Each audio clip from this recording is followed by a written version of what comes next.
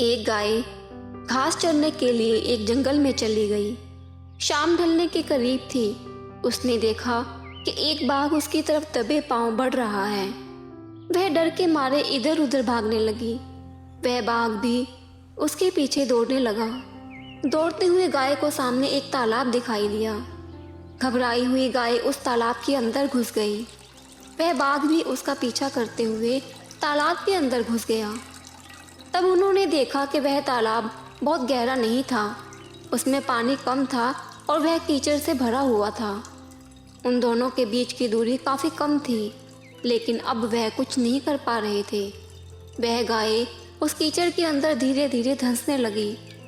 वह बाघ भी उसके पास होते हुए भी उसे पकड़ नहीं सका। वह भी धीरे धीरे कीचड़ के अंदर धंसने लगा। दोनों ही करीब करीब गले तक उस कीचड़ के अंदर फंस गए। दोनों हिल भी नहीं पा रहे थे। गाय के करीब होने के बावजूद वह बाघ उसे पकड़ नहीं पा रहा था। थोड़ी देर बाद गाय ने उस बाघ से पूछा, क्या तुम्हारा कोई गुरु या मालिक है? बाघ ने गुर्राते हुए कहा, मैं तो जंगल का राजा हूँ, मेरा कोई मालिक नहीं, मैं खुद ही जंगल का मालिक हूँ। गाय ने कहा, लेकिन तुम्हारी उस शक्ति का यहाँ पर क्या उपयोग है? उस बाघ ने कहा, तुम भी तो फंस गई हो और मरने के करीब हो।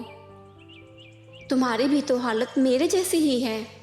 गाय ने मुस्कुराते हुए कहा, बिल्कुल नहीं, मेरा मालिक जब शाम को घर आएगा और मुझे वहाँ पर नहीं पाएगा तो वह ढूंढते हुए यहाँ जरूर आएगा और मुझे इस कीचड़ से निकाल कर अपने घर ले जाएगा। तुम्हें कौन ले जाएगा? थोड़ी ही देर में सच में ही एक आदमी वहाँ पर आया और गाय को कीचड़ से निकालकर अपने घर ले गया। जाते समय गाय और उसका मालिक दोनों एक दूसरे की तरफ कृतज्ञतापूर्वक देख रहे थे।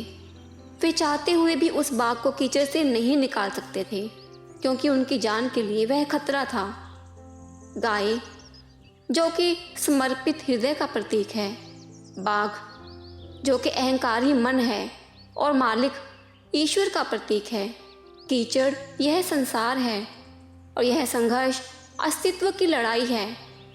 किसी पर निर्भर नहीं होना अच्छी बात है, लेकिन मैं ही सब कुछ हूँ, मुझे किसी के सहयोग की आवश्यकता नहीं है, यही अहंकार है और यहीं से विनाश का बीजारोपण हो जाता है।